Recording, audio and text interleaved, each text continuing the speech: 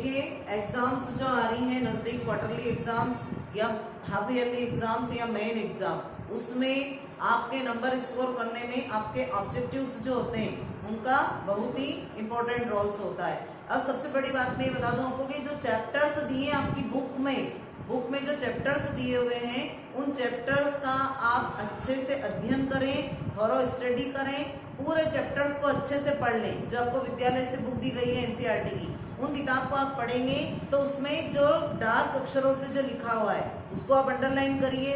साथ में आप रेफरेंस बुक है, उन रेफरेंस बुक को भी देखिए, ब्लॉक में दिए हुए रहते हैं उन टॉपिक को देखिए।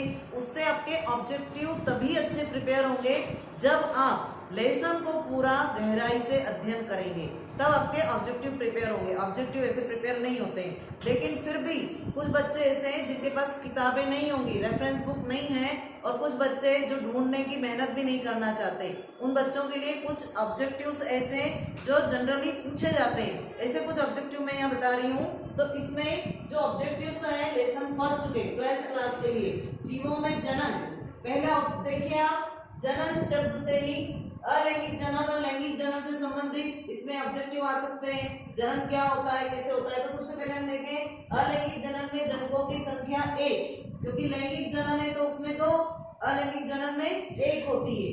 नारियल का पानी तरल भ्रूण कोश होता है, जो नारियल का अंदर वाला भाग होता है, 2 तरह के भ्रूण कोश होते हैं उसमें, तो जो नारियल का तरल वाला, नारियल का जो पानी है वो कैसा भ्रूण कोश है, तरल भ्रूण कोश होता है। नर युग्मक और मादा युग्मकों का मिलना क्या कहलाता है, जाइगोट फ्यूजन, निषेचन की क्रिया। नर युग्मक और मादा युग्मक जब आपस में मिलते हैं तो उस क्रिया को कहते हैं निषेचन, लेकिन नर युग्मक और मादा युग्मक दोनों के संलयन से जो बनता है वो है जाइगोट। अगर क्वेश्चन आता है नर युग्मक और मादा युग्मक के मिलने की क्रिया क्या कहलाती है, तो आप लिखना निषेचन, लेकिन पूछे कि नर युग्मक और मादा युग्मक के संयोजन से क्या बनता है, तो क्या बनता है, जाइगोट, हिंदी में कहते हैं युग्मनज। बीजांड से निषेचन के पश्चात क्या बनता है, आपको बीजांड की संरचना बताई मैंने, उससे क्या बनता है निषेचन के पश्चात, बीज, फल के अंदर जो होता है बीज, वो किससे बनता है, बीजांड से। किससे बनेगा, बीजांड से निषेचन के पश्चात किसका निर्माण होता है, तो बीज का निर्माण होता है। अंडाशय से क्या बनता है, जो ओवरी होती है, ओवरी के अंदर ओव्यूल होता है, ओवरी और ओवरी के अंदर ओव्यूल, मतलब ओवरी के अंदर बीजांड होता है, तो बीजांड से तो क्या बना, बीज, और जो ओवरी है उससे बनेगा फल। अंडाशय से क्या बनेगा, फल, और बीजांड से बनेगा बीज। तो यहाँ पे देखिए बीजांड से बनता है बीज, अंडाशय से बनता है फल। फिर उसके बाद परागकण की बाह्य भित्ति, आपको परागकण का चित्र समझाया मैंने, उसमें बाहरी भित्ति भी होती है और आंतरिक भित्ति भी होती है। बाहरी भित्ति कहलाती है एक्साइन, आंतरिक भित्ति होती है इंटाइन। तो देखो परागकण की बाह्य भित्ति कई बार पूछी जाती है क्योंकि वो कांटेदार होती है, नुकीली, तो इसलिए उसको कहते हैं एक्साइन, बाह्य चोल। प्रजनन की आयु समाप्ति, इसको कहते हैं जीर्णता। प्रजनन की आयु की समाप्ति का मतलब ये है कि हमारे सबके शरीर में अंतिम समय में जीर्णता आना ही है। यदि आकस्मिक मृत्यु हो जाए या किसी दुर्घटनावश मृत्यु हो जाए तो बात अलग है, बाकी सबकी मृत्यु जो है वो जीर्णता के बाद ही आती है। जीर्णता मतलब वयता, जिसको इंग्लिश में एजिंग कहते हैं, बुढ़ापा, है ना। उसके बाद हमारी सारी कोशिकाएं जो होती है उनके कार्य करने की दर कैसी हो जाती है, धीमी। कोशिकाएं जो होती है वो शिथिल हो जाती है, कार्य करने की दर धीमी हो जाती है और धीरे धीरे बुढ़ापा आ जाता है। त्वचा का ढीला पड़ना, आंखों से कम दिखाई देना, आंखों में मोतियाबिंद होना, लाल ग्रंथियों का कम स्त्राव होना, कानों से कम सुनाई देना, इसको कहते हैं जीर्णता या बुढ़ापा। और इसका अध्ययन कहलाता है जीरेंटोलॉजी। क्या कहलाता है, जीरेंटोलॉजी। ऑब्जेक्टिव में कई बार पूछा जाता है जीर्णता या वयता या एजिंग, इसका अध्ययन करने वाली शाखा क्या कहलाती है, तो जीरेंटोलॉजी कहलाती है। तो ये यहाँ पे प्रजनन की आयु समाप्ति, मतलब उसके बाद में प्रजनन योग्य भी नहीं रहता व्यक्ति, तो उसे कहते हैं जीर्णता। पेनिसिलियम में अलैंगिक प्रजनन किसके द्वारा होता है, पेनिसिलियम उसमें होता है कोनिडिया द्वारा। कोनिडिया याद रखिएगा, ऐसे उंगली नुमा एक प्रवर्त होते हैं, कोनिडिया उनके द्वारा। आकारिकी तथा आनुवांशिक रूप से समान जीव, क्योंकि ये अलैंगिक जनन के द्वारा उत्पन्न होते हैं, इसलिए इन्हें कहते हैं क्लोन, है ना। सबसे पहले डॉली नामक भेड़ जो थी उसका क्लोन तैयार किया गया था, जो आकारिकी रूप से तो समान है, आनुवंशिक रूप से भी समान है, क्योंकि वो अलैंगिक जनन के द्वारा उत्पन्न हुई है, तो उसे कहा जाता है क्लोन। बिना निषेचन के फल बनना, मतलब निषेचन की क्रिया नहीं होना, और उसके बिना ही डायरेक्ट जो है फल का विकास होना, वो कहलाता है अनिषेक फलन। यहाँ लिखा है मैंने, दूसरे चैप्टर में भी है, ये दोनों चैप्टर मिलते जुलते हैं। तो इसमें पार्थिनोकार्पी जिसको कहते हैं, इसकी जो टर्म है टेक्निकल टर्म वो होती है पार्थिनोकार्पी। एक होता है पार्थिनोजेनेसिस, एक होता है पार्थिनोकार्पी। पार्थिनोकार्पी मतलब अनिषेक फलन, निषेचन के बिना फलों का विकास होना, निषेचन के बिना ही फलों का विकास होना। इसे कहते हैं बीज रहित फल बनना, मतलब ऐसा फल जो बीज रहित है, जिसमें बीज बनेगा ही नहीं, तो ये पार्थिनोजेनेसिस के द्वारा होती है। पार्थिनोजेनेसिस क्या है? अनिषेक जनन, हिंदी में कहते हैं अनिषेक जनन। अनिषेचित अंड से नए जीव का विकास अनिषेक जनन के द्वारा। जैसे मधुमक्खी में देखा था आपने, एक जो अंडा था उसने तो निषेचन की क्रिया करी थी, और एक जो अंडा था उससे डायरेक्ट वहां पे नर का निर्माण हुआ था ना। तो उसको देखिए उस वीडियो को, मधुमक्खी में लिंग निर्धारण, उसमें अनिषेक जनन होता है। बहुत सारे जो है उनमें अनिषेक जनन की क्रिया पाई जाती है कि अनिषेक जनन में मतलब अनिषेक अंड या युग्मक से सीधे नए जीव का विकास हो जाता है। अंडाणु से क्या होता है? डायरेक्ट नए जीव का विकास, तो उसे कहते हैं पार्थिनोजेनेसिस। बच्चे दोनों में कंफ्यूज होते हैं। अनिषेक फलन, फल आ रहा है यहाँ, मतलब बिना निषेचन के फल का विकास होना, निषेचन के बिना ही क्या होना? फलों का विकास, इसलिए इसको बीज रहित फल कहते हैं।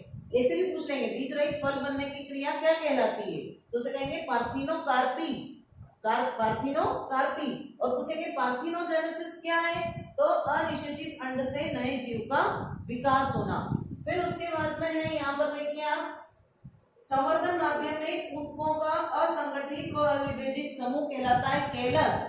कोई ऐसा संवर्धित माध्यम है जिसमें सारे पोषक तत्व है, और यहाँ पे यदि कोशिका का इतना सा भी टुकड़ा है, किसी पौधे का इतना सा भी टुकड़ा है, और यदि वो वृद्धि कर रहा है, अनियमित वृद्धि और एक संरचना बना रहा है, तो उसको कहते हैं कैलस।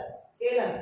अजूबा की पत्तियों में कौन सा जनन होता है? अजूबा मतलब ब्रायोफिलम, पत्थर चट्टा जिसको कहते हैं। ब्रायोफिलम से पूछे, पत्थर चट्टा से पूछे, वर्ती प्रजनन होता है। कौन सा जनन? Vegetative reproduction. जीर्णता का अध्ययन जेरेंटोलॉजी। अमर जीव अमीबा और जीवाणु, जिनमें क्या होता है? द्विविखंडन, द्विविभाजन होता है, 1 से 2, फिर 2 से वापस नए 4 बन जाएंगे, तो लगातार उनका चित्र में विभाजित होता रहता है और जीव कभी मरता नहीं है, तो ये कहलाते हैं अमर जीव। अ से ध्यान रखना, अमीबा इसका बेस्ट एग्जांपल है। किन जीवों में मुकुलन पाया जाता है? हाइड्रा और यीस्ट, उनमें ऐसी कलिकाएं निकलती है इधर इधर से, और कलिकाएं अलग हो जाती है और नई बॉडी का निर्माण करती है। युग्मक जनन क्या होता है? गेमेटोजेनेसिस, युग्मकों का निर्माण करना, नर युग्मक और मादा युग्मक को बनाने की क्रिया कहलाती है युग्मक जनन। सबसे लंबी जीवन अवधि किसकी होती है? कछुए की। कछुए का जीवन काल बहुत अधिक होता है, सबसे अधिक। जलाशयों की महाविपत्ति या बंगाल का आतंक किस पौधे को कहा गया? लगभग 450 वर्ष होती है कछुए की, है ना? हाँ, जलाशयों की महाविपत्ति या बंगाल का आतंक किस पौधे को कहा गया है? जलकुंभी। जलकुंभी पूरे उसमें यदि फैल जाती है तो उससे बहुत ज्यादा तालाब को नुकसान होता है, जीव जंतुओं को, तालाब को। तो ये जब इसको जलाशयों की महाविपत्ति कहते हैं, या इसको बंगाल का आतंक भी कहा जाता है। लेसन 2 आपका है सेकंड, पुष्पी पौधों में लैंगिक जनन। अब ये केवल लैंगिक जनन है, ये पूरा एक कॉमन टॉपिक था जीवों में जनन। अब लैंगिक जनन में ऑटोगेमी क्या होता है? ऑटोगेमी, ऑटो मतलब स्वयं, ऑटोगेमी का मतलब होता है स्वपरागण जैसी ही क्रिया। स्वपरागण को ही ऑटोगेमी कहते हैं। स्वपरागण मतलब एक ही पुष्प के अंदर नर जन्नांग और मादा जन्नांग दोनों पाए जाते हैं, और यदि वहीं पे परागण की क्रिया हो जाती है तो उसे कहते हैं स्वपरागण। एलोगेमी, सॉरी एंथोलॉजी, पुष्पों का अध्ययन, ये टर्म्स है अलग अलग। एंथोलॉजी मतलब पुष्पों का अध्ययन, एलोगेमी मतलब पर परागण, याद रखना पड़ेगा इनको आपको। पार्थिनोकार्पी बता दिया, पार्थिनोजेनेसिस बता दिया, सिंगेमी नर और मादा युग्मकों का जुड़ना, फ्यूज होना, मिलना। विविपेही, फलों के अंदर बीजों का अंकुरण। कभी कभी क्या होता है, फल जो होते हैं, है ना, उनके अंदर ही बीज जो होते हैं वो अंकुरित होने लगते हैं। क्या होने लगते हैं? अंकुरित होने लगते हैं। तो उसको जो उस टर्म को कहते हैं विविपेही, विविपेही। फिर है कूट फल, एक होता है सत्य फल, जो हम सामान्य फल खाते हैं वो सत्य फल होते हैं। एक होता है कूट फल, उसका उदाहरण है सबसे अच्छा सेमफल, एप्पल। क्या होता है कि कभी कभी अंडाशय से तो हमेशा फल बनता है, अंडाशय से क्या बनता है अभी बताया मैंने इधर, फल। लेकिन कभी कभी क्या होता है, जो पुष्पासन होता है पुष्पासन, जो पुष्पासन होता है वो भी फल निर्माण में भाग ले लेता है। तो ऐसा एप्पल में होता है, इसलिए उसको कहते हैं फॉल्स। सत्य फल नहीं है, वो असत्य फल है, कूट फल है। कूट मतलब असत्य, तो झूठा है ना, मतलब उसका अंडाशय से विकास नहीं हुआ है, उसके साथ साथ उसमें पुष्पासन ने भी भाग लिया है, पुष्प का जो आसन होता है, तो उसको कहते हैं कूट फल। द्विनिषेचन की खोज किसने की थी? नवाश्चीन ने। बहुत ही इंपॉर्टेंट क्वेश्चन है, बार बार पूछते हैं, ये वाला भी बार बार आता है, ये भी आता है। द्विनिषेचन की खोज, दोहरा निषेचन पढ़ा है आपने, नवाश्चीन ने खोज की थी। पोमोलॉजी या कार्पोलॉजी क्या होता है? पोमोलॉजी या कार्पोलॉजी फलों का अध्ययन है। जैसे यहाँ पे बताया ना आपको, पुष्पों का अध्ययन एंथोलॉजी, पुष्पों का अध्ययन एंथोलॉजी, ऐसे फलों का अध्ययन पोमोलॉजी या कार्पोलॉजी। फिर उसके बाद में बीजों के बीजावरण विकसित होते हैं। बीज के जो बीजावरण होते हैं, जैसे चना, उसके ऊपर छिलका होता है ना चने, तो बीज के जो आवरण है वो काहे से बने? तो बीजांड का चित्र आपने पढ़ा है, और बीजांड के चित्र के ऊपर अध्यावरण थे।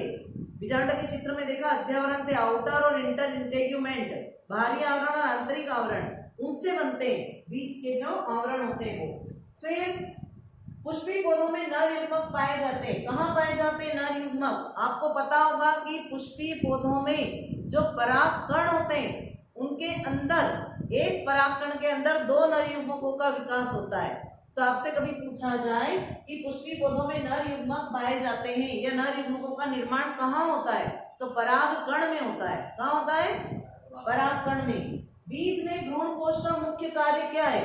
जो बीज के अंदर भ्रूण कोश होता है, आपने मक्का खाई होगी, मक्का भुट्टा खाते हैं, भुट्टे के दाने, तो उन दाने को जब चबाते हैं या छीलते हैं तो छोटे छोटे से चिकने चिकने हाथ में चिपक जाते हैं, वो उसका भ्रूण कोश है अंदर का।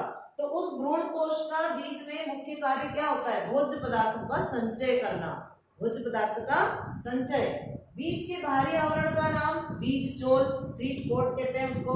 परागकण की बाह्य चोल में पाए जाने वाला रसायन, परागकण की जो बाह्य चोल होती है जिसको कहते हैं एक्साइन, उसमें जो रसायन होता है उसका नाम है स्पोरोपोलेनिन।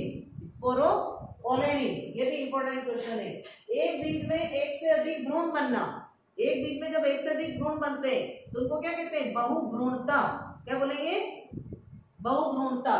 जैसे आप उसमें नींबू वगैरह में पाई जाती है। फिर उसके बाद परागकणों से परागकोश से परागकणों का निकलकर, ये परागकोश से परागकणों का निकलकर वर्तिकाग्र तक जाने की क्रिया क्या कहलाती है? परागण कहलाती है। तो ये डेफिनेशन है, पूछ लेते हैं परागण किसे कहते हैं, एक नंबर में, एक शब्दों में। तो अब ये जो क्वेश्चंस हैं इनको एक नंबर में भी पूछा जा सकता है, रिक्त स्थान में भी पूछा जा सकता है, सत्य असत्य में पूछा जा सकता है ना, और विकल्प में भी पूछा जा सकता है। तो आपको सिर्फ मेन चीज याद करनी है, पूछे किसी भी तरीके से, आंसर अपने तरीके से देना है। ओके।